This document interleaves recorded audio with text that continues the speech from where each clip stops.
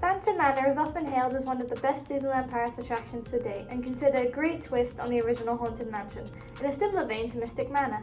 The two go hand in hand in having their own very original stories which they link to the land around them.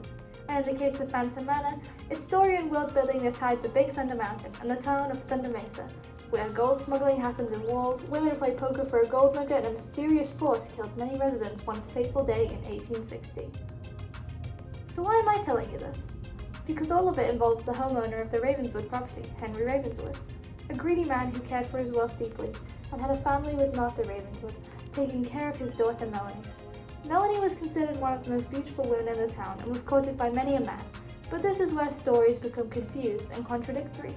So, we will try and understand whether Melanie could be considered an innocent character, victim of her father's schemes, or perhaps she had a hand in all this.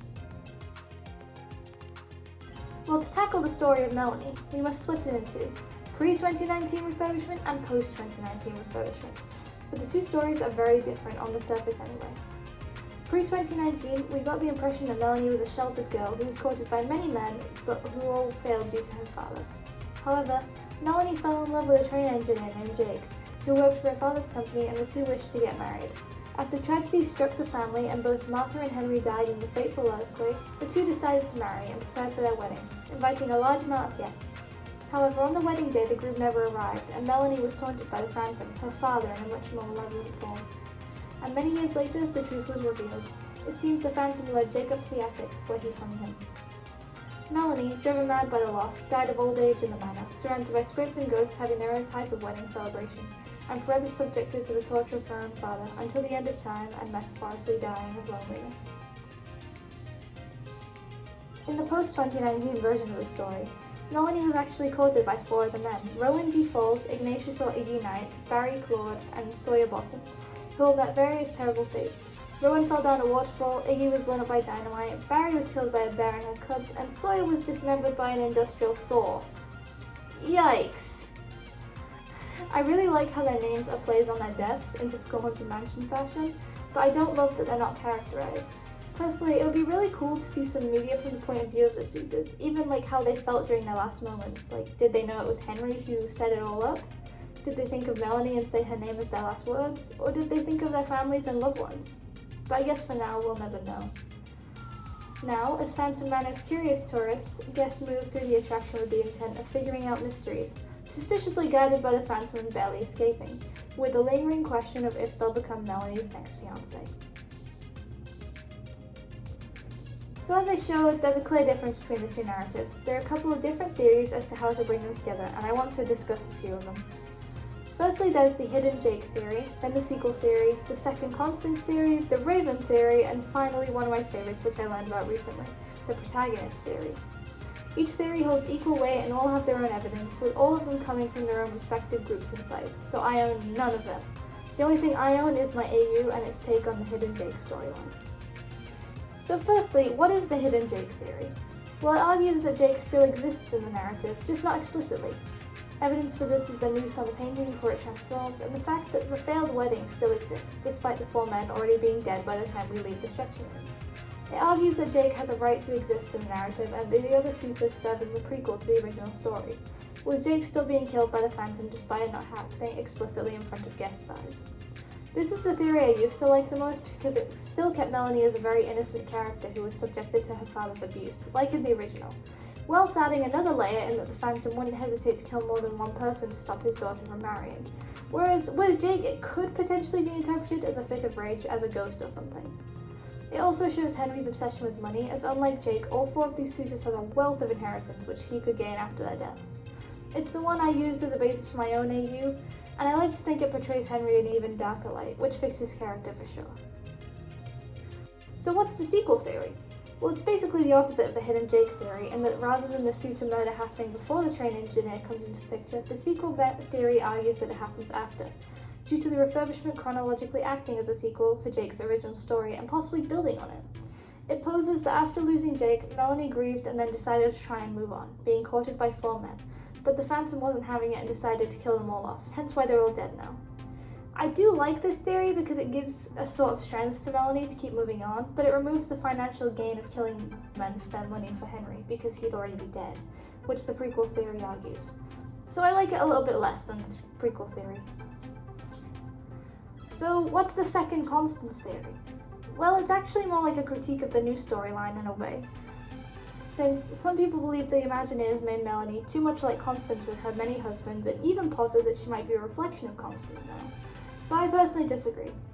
This is the origin of Melanie as an Insidious character, though, because the theory argues she might have had a hand in the suitors' deaths, much like Constance. Some even suggesting that she may have asked her father to have killed them off because she didn't want to marry them.